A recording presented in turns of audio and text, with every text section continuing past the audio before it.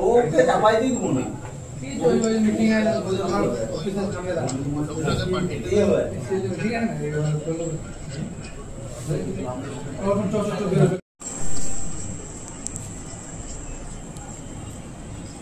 আর এই গাড়ি মালিক আমাকে অভিযোগ জানিয়েছে আমাদের ট্রাক অ্যাসোসিয়েশন। আচ্ছা ঠিক ঠিক।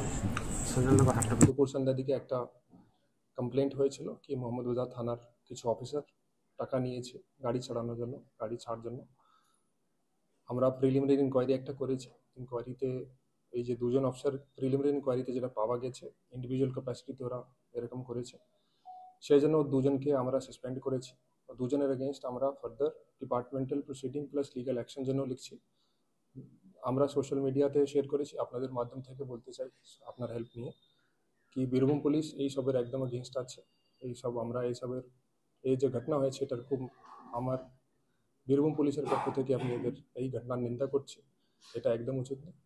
তো যে যারা করেছে ইন্ডিভিজুয়ালি ক্যাপাসিটিতে করেছে, আমরা ইনকোয়ারি করছি, ডিটেলড ইনকোয়ারি হবে, প্রিলিমিনারি ইনকোয়ারি হয়ে গেছে অ্যান্ড তারপরে আমাদের ডিপার্টমেন্টাল অ্যান্ড লিগ্যাল অ্যাকশন নেওয়া হবে।